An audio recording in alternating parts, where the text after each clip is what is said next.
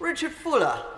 Madam Deputy Speaker, it's a great pleasure to follow my honourable friend, the member for the cities of London and Westminster, and may I draw the House's attention to my register of interests as an advisor to a venture capital firm. I'd like to start by commending the Minister for such a thoughtful and thorough presentation of the bill at second reading and look forward to the passage of this bill through the House.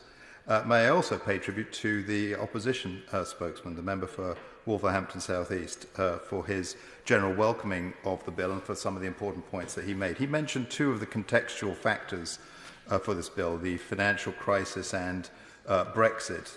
I might just say that on the financial crisis, one of the issues that came from that was not about the absence or otherwise of regulation, but the regulations themselves were confused and the responsibility between different agencies was confused. Now, the various governments since 2010 have made some progress towards streamlining that regulatory framework, and the Minister today in his speech talked about further moves to make sure that there was streamlining of regulatory organisations and their roles. And the second point, which the Honourable Member for Wolverhampton South East will be aware from his time on the Commission for Banking Standards, was the lack of criminal sanction for people who broke the law and the effectiveness with which criminal sanction could be brought to bear on those who misuse their position in financial services. Now, through the Honourable Member's work on that Commission, that has now been changed somewhat, and today the Minister presented further steps forward in providing criminal sanction for those that misuse their powers or rights in the financial sector, and I think those are to be welcome. In terms of leaving the European Union and Brexit, then, speaking from the other side of the argument, I would say this is a great opportunity for the United Kingdom. One of the things that we are leaving behind, perhaps, is the scale of the European Union, but that gives us the opportunity to have focus on those things that matter most to our country and to have the agility to make change. And on the point of equivalence, where we've heard some shroud waving from members opposite, I would say that my personal view is that this is an issue of not providing equivalence on a mutual basis with the UK, is a decision that the EU themselves will come to regret quite strongly. I would add three further issues to those in terms of context. The third is we have the opportunity now to define what the role of the financial services sector is. We do want that sector to be world-beating and world-leading, and the Minister spoke directly about that. But we also need to make sure, as many members have said, that it is contributing to the wider British economy. Fourthly, something that hasn't been commented on today, but I think will be an important test for these regulations, is the context that we're living through an era of very inflated global assets.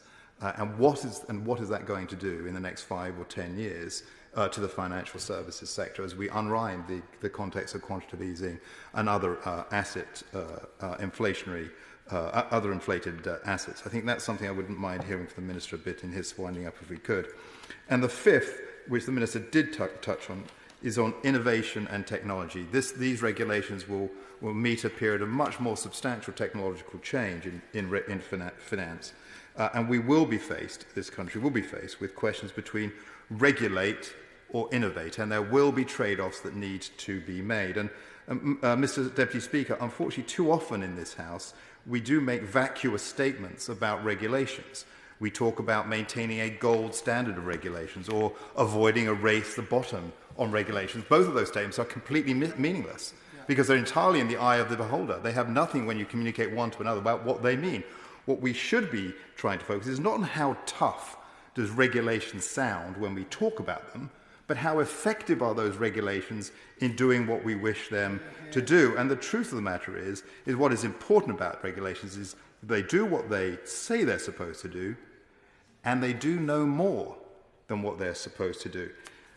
There are obviously some areas where regulation is important as we've seen in the bill, for protecting vulnerable customers, and I welcome the measures in the bill to do that. It's important to have regulation that promotes competition rather than entrenches established interests. And there's a balance there in terms of innovation, which I think will be interesting to discuss. And there, of course, is the important part, which has been mentioned, in terms of avoiding systemic risk. But what concerns me, Mr. Deputy Speaker, on a day where we are celebrating this vaccine, we forget in our zealousness in this House to impose regulations, the fact that the private sector, innovations of companies left to their own devices, is often what is best and provides the best outcome for for people of our country and around the world. Because Pfizer, the company that's developed this vaccine that we're talking about today, directly refused any government assistance because they didn't want the regulation and bureaucratic hand-holding that came with it. Sometimes we feel that the private sector isn't able to deliver things that are of public good. The truth of the matter is that most public goods are delivered either directly or indirectly by the actions of private companies and private citizens, not by state diktat. And that is the principle of deregulation and freedom for innovation, the opportunity for us to take advantage of our leaving the European Union, that this bill has to provide the underpinning for, not to provide a cloud of regulation that makes us feel good in what we talk about, but not actually doing what it says when it is brought to test. And one of the concerns that I have in this bill, Mr. Deputy Speaker, is that we are, and this was mentioned by my honourable friend, the member for Wimbledon, I know it will be mentioned by other member friends later, is are we putting too much reliance on regulatory agencies? There is a tendency, it's a subsidiary tendency for us, in our zealousness to regulate, that we then pass it to a regulatory agency.